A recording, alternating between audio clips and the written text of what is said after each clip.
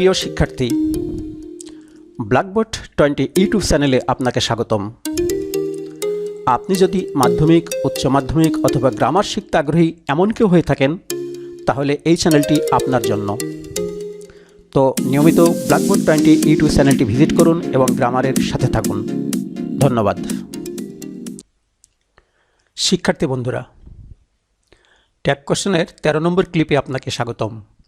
এই ক্লিপে আমরা শিখব this, that, this, those, river, country, moon, more than one personal pronoun, অর্থাৎ একাধিক পার্সোনাল প্রোনাউন যখন আপনার সেন্টেন্সের সাবজেক্ট হবে অথবা এইগুলো যখন আপনার সেন্টেন্সের সাবজেক্ট হবে, তখন তার ট্যাগ কোশ্চেনটা কীভাবে আমরা লিখব, আজকে আমরা সেটা দেখব। তো আসুন শুরু করি। প্রথমে আসুন, আপনার সেন্টেন্সের সাবজেক্ট যদি দিস এবং দ্যাট দিয়ে হয়, তাহলে তার পরিবর্তে আমরা লিখব ইট, শি এবং হি। দিস এবং দোজ থাকলে তার জন্য আমরা লিখব দেই। তো আসুন উদাহরণ দেই। দিস ইজ হাসান, এই হয় হাসান। তো আমরা উত্তর লিখেছি এজেন্ট হি, আমরা এই ইজ লিখেছি, সাথে একটা নট লিখেছি, কারণ এটা হাবাতে কিন্তু হি কোথায় পেয়েছি, এই দিস, এই ডেমনস্ট্রেটিভ প্রোনাউনটি এই হাসানকে নির্দেশ করেছে। তো যেহেতু এই দিস হাসানকে নির্দেশ করেছে, তাই তার পরিবর্তে আমরা লিখেছি এজেন্ট হি। আমরা একটি বিকল্প উত্তর লিখতে পারবো এজেন্ট ইট। আপনি ইচ্ছা করলেই দিস দিয়ে যখন কোনো ব্যক্তি, বস্তু যাকেই বোঝাক না কেন, ইচ্ছা করলে আপনি সরাসরি এই ব্যক্তিটা না লিখে সরাসরি বস্তু হিসাবেই লিখে দিতে পারেন এজেন্ট ইট, তাই নয় কি? তাহলে আমরা কি দেখলাম, দিস ইজ হাসান, এটার উত্তর দুই রকম, এজেন্ট হি, এজেন্ট ইট। এইটা মোস্ট কমন, আপনাদের বই পুস্তকে এটা মোস্ট কমন। তো আমরা দুইটাই লিখতে পারবো, কোনো সমস্যা নেই। এবার পরেরটি আসুন, দ্যাট ইজ সামিরা। তাহলে দিস শিখলাম আমরা দ্যাট ইজ সামিরা, তাহলে আমরা লিখেছি এজেন্ট শি। এই আমরা সামিরা আছে, দ্যাট সামিরাকে বুঝিয়েছি, আমরা এজেন্ট শি লিখেছি। আমরা ইচ্ছা করলেই আমরা ইটও লিখে দিতে পারবো। বিকল্প উত্তর এজেন্ট ইট। তো আমরা যেটা জানলাম, দিস এবং দ্যাট থাকলে সরাসরি তার পরিবর্তে আমরা ইট লিখতে পারবো, কোনো সমস্যা নেই। তবে যদি এই ব্যক্তির উপরে নির্ভর করে, তার জেন্ডার নির্ধারণ করে, পুরুষ মহিলা নির্ধারণ করে আপনি ইচ্ছা করলে এজেন্ট হি অথবা এজেন্ট শি, অর্থাৎ এই অক্সিলারির সাথে সাবজেক্টে হি অথবা শি হিসাবে লিখে দিতে পারেন, তাতে কোনো সমস্যা নেই। তারপরে ডাসন, দিস ইজ আ ক্যাট, এই একটি বিড়াল, সরাসরি এটা একটি ইতর প্রাণী বুঝিয়েছে। তাহলে দিস থেকে এবার আমরা কোনো মতেই এই সেই হিসের মধ্যে যাইতে পারবো না, আমাদের একটাই উত্তর, সেটা হচ্ছে এজেন্ট ইট। তারপরে এটি আসুন, দ্যাট ইজ এ ডগ, আমরা সরাসরি লিখেছি এজেন্ট ইট। তারপরে এটি আসুন, দিস আর সাম অ্যাপলস, এই হচ্ছে কিছু আপেল। তো এই হলো কিছু অ্যাপল। তা আমরা কি লিখেছি, তার পরিবর্তে একটু আগে শিখেছি দিস এবং দোজ থাকলে আমরা সরাসরি দেই লিখে দেবো, কোনো চিন্তা ভাবনা না করে, কোনো হিসাব নিকাশ নিয়ে আমাদের সরাসরি দিস এবং দোজ থাকলে আমরা উত্তর লিখে দেবো দেই। তাহলে এই ছিল আমাদের এখানকার উত্তর। আমরা কালির একটু রং লাগিয়ে দিয়েছি। দিস এবং দ্যাট থাকলে আমরা ইট লিখবো, আমরা এই যে ইট লিখেছি, আর এই ইস চলে গিয়েছে, সাথে একটা নট গিয়েছে। হাসান এবং সামিরার পরিবর্তে আমরা এদিকে ইট, হাসান এবং সামিরা তাদের লিঙ্গভেদে আমরা বিকল্প উত্তর এখানে হি শিও লিখেছি, তাদের কোনো সমস্যা নেই। তো আমরা মেনলি এইটা মনে রাখলে আমাদের চলবে, এজেন্ট ইট, অর্থাৎ দিস দ্যাট থাকলে নির্ভর করবে এই অক্সিলারিটা সরাসরি এখানে চলে যাবে, তার সাথে একটি নট যাবে যদি এদিকে হাবোধক হয়, তারপরে সরাসরি দিস দ্যাটের পরিবর্তে আমরা লিখে দেবো it. This is a cat, that is a dog, এই দিস আর দ্যাটের পরিবর্তে আমরা সরাসরি ইট লিখেছি, আমাদের অক্সিলারি দুটো সরাসরি এখানে গিয়েছে, সাথে নট গিয়েছে। একইভাবে দিস দোজ থাকলে তাদের পরিবর্তে দেই গিয়েছে, আর এই আমাদের অক্সিলারি, দুটো অক্সিলারি আমরা এদিকে নিয়েছি, সাথে নট নিয়েছি, কারণ এই দুটো সেন্টেন্স ছিল হাবোধক, একেবারে সহজ। পরেরটি আসুন, শিক্ষার্থী বন্ধুরা, আমার নতুন ক্লাস আপলোড করার সাথে সাথেই ইনফরমেশন পাওয়ার জন্য এই চ্যানেলটি সাবস্ক্রাইব করুন। এজন্য প্রথমে ভিডিওটির নিচের এই লাল বাটনে ক্লিক করুন, তারপরে বেল বাটনে। Thank you. River, country, moon আর সাবজেক্ট। আপনার সেন্টেন্সের সাবজেক্টের মধ্যে যদি রিভার, কান্ট্রি অথবা মুন, চাঁদ থাকে, প্রথমটি আসলে দ্য মুন শাইনস আস, চাঁদ আমাদের কিরণ দেয়, চাঁদ আমাদের কিরণ দেয়। তো আমরা উত্তরে কী লিখেছি খেয়াল করেন, ডাজেন্ট ইট লিখেছি। ডাজ কোথায় পেয়েছি, এই যে ভার্বের এস ফর্ম, ভার্বের এস ফর্ম থাকলে আমরা ডাজ লিখবো। এইটা একটা বস্তুবাচক নাউন, তার পরিবর্তে আমরা ইট লিখেছি। তবে কখনো কখনো এই দামনের পরিবর্তে আমরা ইট না লিখে শি লিখতে পারবো। আসুন আরেকটা উদাহরণ দিই, the moon shines us with her silvery light. খেয়াল করুন, চাঁদ তার রূপালী আলো দিয়ে আমাদের আলোকিত করে। তো খেয়াল করুন এই বাক্যের মধ্যে একটি হার শব্দ লিখে, এটা একটা ফ্যামিনিন জেন্ডার অর্থাৎ স্ত্রীবাচক লিঙ্গ। তো যখন এটা কাকে বুঝিয়েছে, এই হার দিয়ে মুনকে বুঝিয়েছে। যদি কোনো বস্তুকে ফ্যামিনিন জেন্ডার দিয়ে তার মধ্যে ওই বস্তুটিকে স্ত্রীবাচক বোঝানোর চেষ্টা করা হয়, তাইলে তার উত্তরে আমরা লিখব শি। খেয়াল করুন, এবার দ্য মুনের পরিবর্তে আমরা শি লিখেছি কেন? এই দ্য মুন আমরা এই সেন্টেন্সের মাঝে ফ্যামিনিন জেন্ডার রূপে দেখিয়ে দিয়েছি, স্ত্রীলিঙ্গ হিসাবে দেখিয়ে দিয়েছি। তখন আমরা এই দ্য মুনের পরিবর্তে এখানে লিখেছি শি। আর ডাস কোথা থেকে এসেছে? এই যে সায়েন্স ভার্বের এস ফর্ম আছে ডাস আর নট, কারণ এই সেন্টেন্সটা ছিল হ্যাঁ বোধক। তাহলে আমরা দ্য মুনের দুটো উত্তর লিখতে পেরেছি, একটা ইট, দ্য মুনের পরিবর্তে ইট, আর দ্য মুনের পরিবর্তে শি। শি কেন? কারণ এই সেন্টেন্সটার মাঝে দ্য মুনকে এখানে স্ত্রীলিঙ্গ হিসেবে দেখানো হয়েছে। তারপর একটি আসুন, Bangladesh is a beautiful country. Bangladesh একটি চমৎকার দেশ। তো বাংলাদেশ বস্তুবাচক একটি সাবজেক্ট, তার পরিবর্তে ইট যাবে, আর এই আমাদের ইজ, তাহলে ইজ যাবে, সাথে নট যাবে, কারণ সেন্টেন্সটা হাবোধক। আর ইট গিয়েছে কার পরিবর্তে? বাংলাদেশের পরিবর্তে।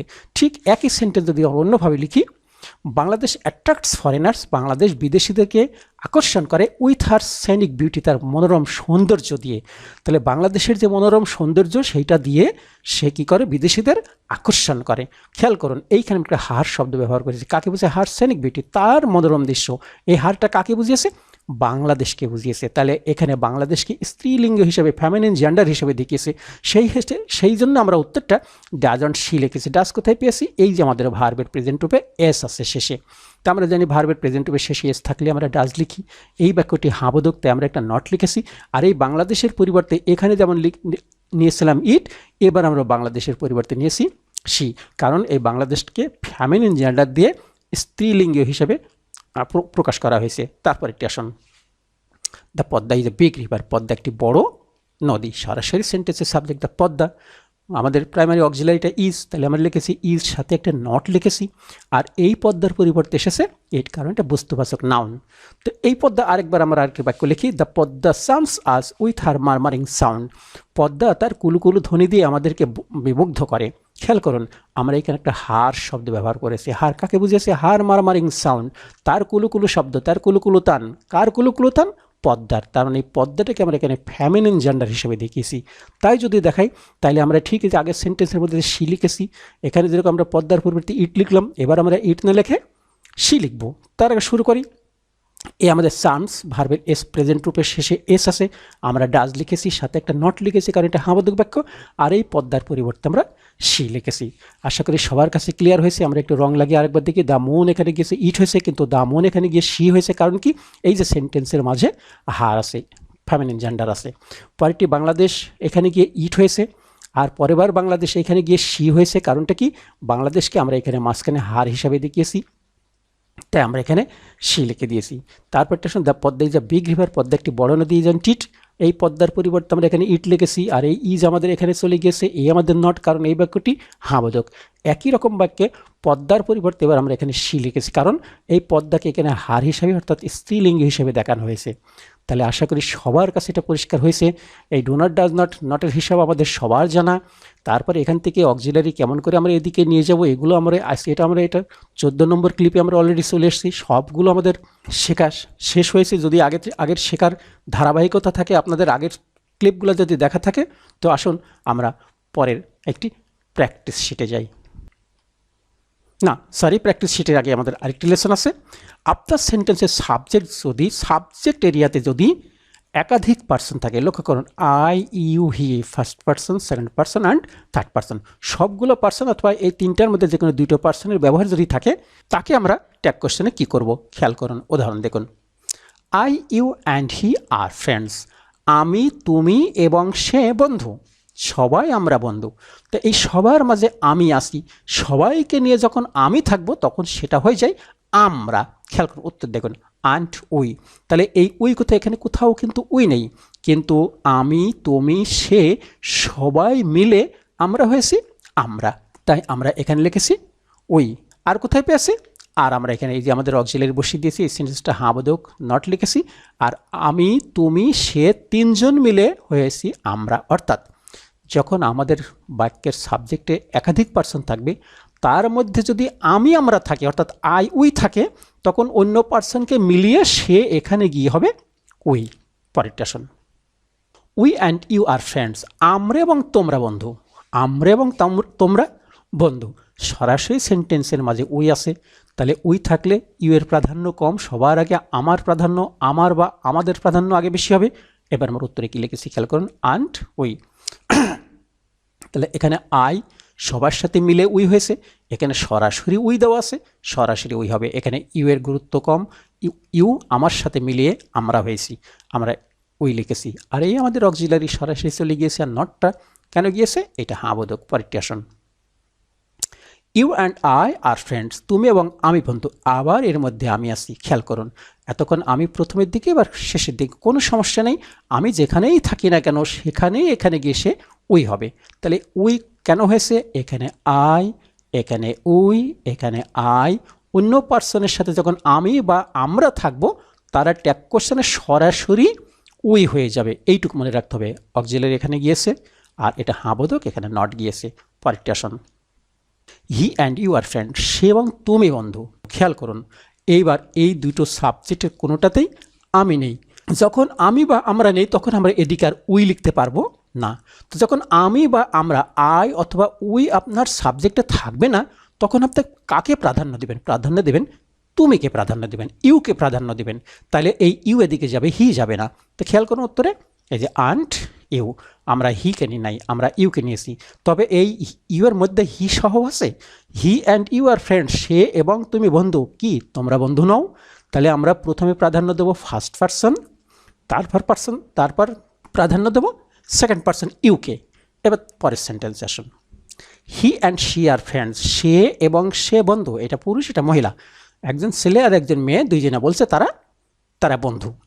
খেয়াল করুন এই সেন্টেন্সের মধ্যে না আমি আসি, না আমরা আসি, না তুমি আসো। যখন আমি তুমি সেন্টেন্সের সাবজেক্টে অনুপস্থিত তখন সেই দুটোই হবে থার্ড পার্সন, তারা একসাথে মিলে হবে প্লুরাল দেই। উত্তর কি লিখেছি, অ্যান্ড হি আর শি মিলে হয়েছে দেই। তো একেবারেই সহজ। তা আশা করি এইগুলো আমরা সবাই বুঝতে পেরেছি। আমি রং লাগিয়ে দিয়ে লক্ষ্য করে দেখুন, আই ইউ হি তিনটা মিলে হয়েছে উই, উই ইউ আমরা তুমি দুইটা মিলে হয়েছে উই, ইউ আই এখানে আবার আমি আসি দুইজন মিলে হয়েছে we, he and you, he আর ইউ আছে, এইখানে আমি কোথাও নেই তাহলে তোমার প্রাধান্য থাকবে তাই ইউ যাবে অবজেক্টে, এইখানে আমিও নেই তুমিও নেই তাহলে দেই যাবে অবজেক্টে। আর এই অক্সিলারি এটা আমাদের সবার মুখস্থ।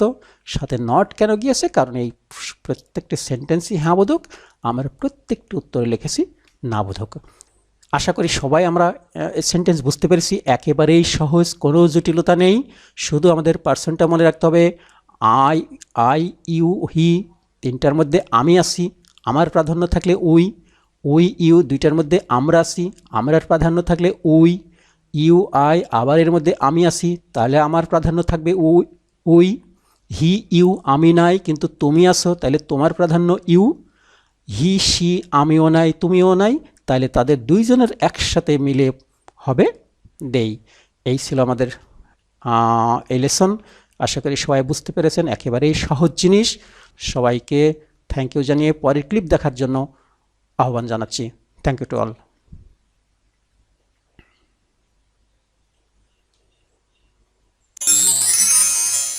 শিক্ষার্থী বন্ধুরা, আপনি যে ভিডিওটি দেখছেন তা তৈরি করা হয়েছে আমার নিজের ছোট্ট একটি বুকলেট স্টুডেন্টস হ্যান্ডবুক থেকে। ভিডিওটি দেখার পাশাপাশি আপনি যদি হ্যান্ডবুকটি আপনার সাথে রাখতে চান তাহলে মোবাইলের মেসেজ অপশনে গিয়ে লিখুন I want to get the book এবং পাঠিয়ে দিন এই নম্বরে 01740717656 এই নম্বরে। ধন্যবাদ।